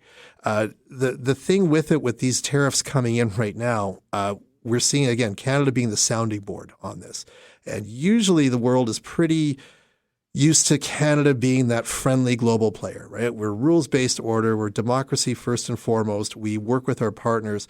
Very, very few people in the world have seen Canada really angry, really ready to go. And I think that's what we're preparing for. So our initial government response that we're seeing from the provinces, from the federal government right now, we can call it like a ratcheting effect, where right now we're going to tighten up a few things. Then after that, there's another stage that we could do. Then we could do non-tariff measures down the road that right now probably won't put a lot of pressure on American people. But if it keeps going in that direction, they will eventually feel it, for sure. Okay, are you surprised that there have not been more United States lawmakers or politicians or governors or somebody speaking out against this? I mean, there's been quite a vacuum here. Oh, the silence is deafening. Yeah, and you know the governors are sort of in their own territory. They do have the ability to deviate from Washington a little bit, but the senators, especially those in the Republican states, are so hamstrung to MAGA funding that if they start deviating or showing disloyalty to Trump, that's the end of their political career. So that's how simply that goes. The House of Representatives, they're fundraisers, right? They're not really a crowd that's worth our time. But the big thing that worries me is we're not hearing a lot of solidarity just from our American friends, family, and neighbors, right? We get a lot of, we've watching this with people I know and others on social media. They're in Washington, they're in New York, and people are coming up joking them saying, hey, 51. Like, you know what? That's not a joke that works, right? And that sort of lack of concern on the American radar, the popular consciousness of it, is really seen as just a joke. And that's in part because Trump is doing quite a bit to put the hurt on his own people there right now, talking about the mass layoffs of federal employees, foreign development assistance, totally canceled right now. Musk even saying that's sort of a criminal activity. So you have huge components of the American economy that may not be in manufacturing, but certainly in other dimensions of their economy that are being punished by Trump for no reason. Unbelievable. So I guess we could have a conversation all day about how we got to this point in the United States, but some are suggesting that we here in Canada should have been wiser in diversifying our trade markets. But look, when you've got decades and decades of precedent and you've got a global trade or a trading partner, which is right there, and the geography would state we share values, we have shared culture, all that stuff. Why would we think any differently other than it just makes sense, right, to have that partnership? Absolutely. I mean, it's something of geography first and foremost, where whatever we're producing in Canada, there are historical trade networks that all go north-south, right? Atlantic all the way down. Way back to rivers back in the beginning, right? 100%. And that still exists. And if you have a product and you put it on a truck for anywhere between 3 and 10 hours in any major Canadian city, it's in a huge U.S. market all of a sudden. Getting to Europe, getting to Asia, we're talking container ships. We would be talking massive upscaling of our ports or flying stuff over, which just really puts the cost up altogether. So, yeah, we could look a little bit in the rearview mirror to say in terms of trade, should we have done better? But in other ways, Canada's very much prepared to take on what could be a very hard time right now, particularly in our finance sector, right? Likely our dollar is going to get hit further in the immediate term. But there's a lot of, the BDC put this out to show that there's a lot of indications that even if it was a recession coming through, we will be able to survive. We're not going to collapse. We're not going to be like the Argentinian currency that just sort of bottoms out every 10 years and then gets built back up. There's opportunity for Canada to pivot to other networks in Asia in particular, remembering that we are a Pacific nation. So countries like Taiwan, South Korea, Singapore, Philippines, other emerging markets there, lots of opportunity. And right now, we are in a really interesting position where we could reach out to both the EU and the UK and say, hey, let's put our cards on the table. What can we do? Because you guys are next when Trump starts looking over here. So we have the ability to pivot. Is it going to be as resplendent of an economy as with just open free trade with the U.S.? Probably not. But this is also the next question. What can we do within Canada? The intra-Canadian trade barriers that have sort of corked up the system. Is now the time to start talking about removing those? All right, so let's suggest we do. I mean, that may not be necessarily a goose that laid the golden egg either for Nova Scotia. No. Because if we say, okay, Ontario and Quebec, we're wide open, well, then we have to let them sell their liquor here and all that goes with that, right? So we have to be careful what we wish for. Absolutely. And the prohibition regulations, like you mentioned with alcohol, that'll be a bigger issue to deal with. But if we just cleared the U.S. shelves of California wine, we could technically replace it with BC wine, right? Yeah. And I guess we just drink better. But I guess, Robert, there's no, and I talked about this earlier in the show, and I was chatting with one of the other guests. There's no one thing that's going to solve this, right? It's not like you can say this is going to solve the problem. It's going to be a bouquet of a lot of things that we're going to have to do here. Yeah, we're dealing now with the next 2 years at least until there's midterm elections in the States, if not 4 years more, or depending on how deep he mucks around and meddles with the Constitution of the United States, it could be the new way of doing it. That will not be rules-based order. I mean, the bigger picture, to stand back and just say what is going on this planet right now, is you're seeing Trump and his gang start to realign the U.S. as not being the global guardian of democracy, freedom, human rights, international development. It's now trying to exert strength against the other strong men on the planet like Xi Jinping and Vladimir Putin. And that is going to be the sort of order that he feels comfortable with. It's the type of rhetoric that in the early 20th century and again in the late 19th century is what kicked off 2 world wars. So when we start seeing that we're not agreeing with each other, when we start retracting our cooperation, which is ultimately the best form of intelligence gathering of a friend or ally or an enemy, is if we start doing that and we start retracting, then ultimately conflict will come along. And it's coming at a time where it's not just on the outside. He's systematically targeting the democracy of the United States at the same time. And we roll the clock back to, you can take my good buddy Eli Diamond at Dalhousie. He teaches classics, and he'll tell you just exactly how Plato talked about how democracies are sometimes the shortest eras of governance, and they often transcend into tyranny. Well, civility is a thin layer it's a thin veneer anyway, right? And I would think that freedom and democracy, it relies on the rule of law, as we always say, right? And the rule of law. Who determines what the rule of law is? And once those goalposts are moving, then we're into some serious flux. Exactly. And when you have a democratic system, if it's here or if it's in the States, the power is with the people. And if we are intimidated out of it or for in any way compromising any of our values, that's when we start losing it. And I think that Canadians need to realize that this is a trade war. And when you're in a war, you got to fight like you're chained to the wheel. So right now we're going to see orange juice going up. We're going to see peanut butter going up. Bye-bye bourbon. And if you wanted to buy that Harley Davidson from Florida, that's going to be harder to do right now. Yeah. But that's the symbolic. And the next that's going to come is going to be looking at some of the industries that have treated the border as invisible, like automobile parts, seafood, beef, probably the next round. And then, of course, some economists and political observers are saying the real blow would be if Canada were to block oil exports to the States, 4 million barrels a day, that kind of thing. History shows that's not necessarily the right move to do because any country that's increased energy prices into the United States usually gets served with a military response, historically speaking. Yeah. And not only that, but I mean that's the salvo that you want to say that for desperate times, desperate measures. Oh right? Yeah, we're far. People are saying fire that salvo now. No, you wait until you need that one, right? Yeah. And the other thing, let's not remember. Like I've heard some discussions, that Trump's a bully. America's bullying us around. How do you deal with a bully? You smuck him in the nose. I'm not against that. But the other question is, what actually triggers a bully in the first place? And in the U.S., we see that, a lot of people voted overwhelming for this style of government coming in. And it's no surprise to a lot of them. And why is that? Well, it's because we've seen the U.S. over the years put so little and actually take care of its own people because it's been committed to other projects elsewhere.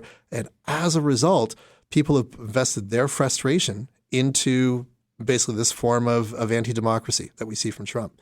And let's not forget, Todd, like it's a country where there's major social issues there that have percolated up in strange ways. Like 1 in every 2 bankruptcies in the U.S. is due to healthcare costs, for example.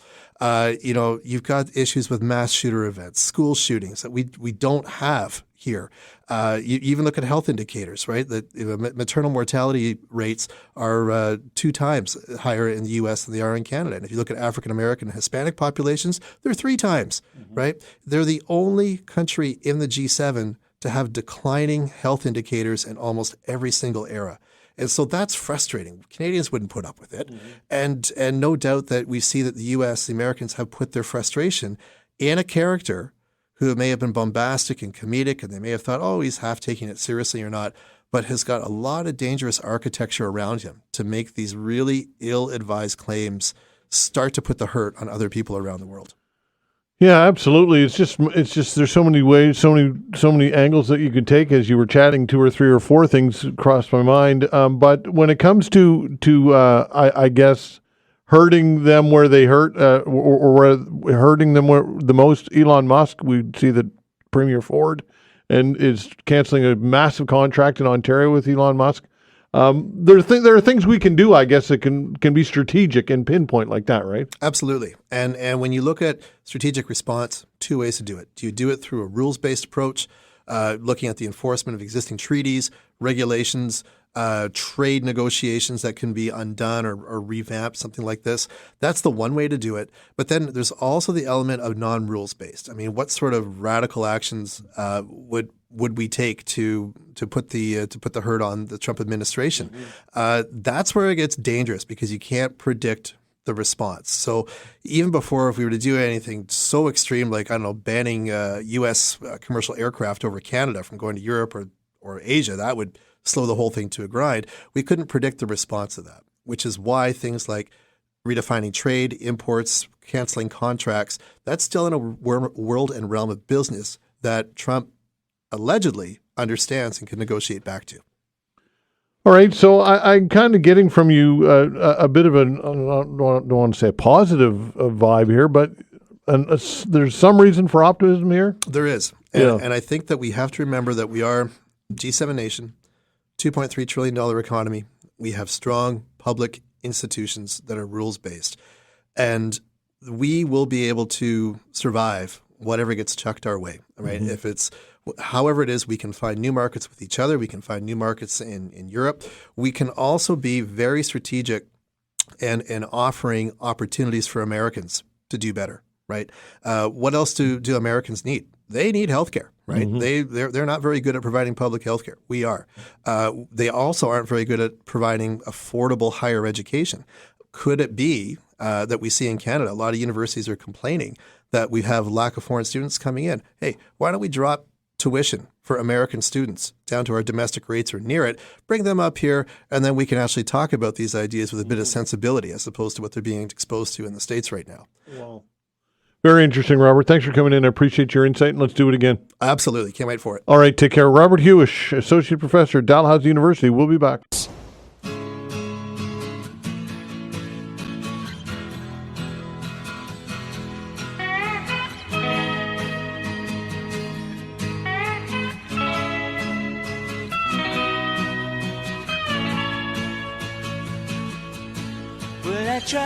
All right, there's been lots said, that's for sure, over the last 2 or 3 plus hours here, and there'll be lots more to talk about in the days and unfortunately in the weeks to come concerning tariffs. And look, it's a scary time. Once again, we're at a point where we have a scary outlook right now, and a lot of people are on edge, and rightfully so. When change comes and it comes hard, it's not easy. Human nature is to resist change generally, and our relationship with the United States has changed probably forever at this point.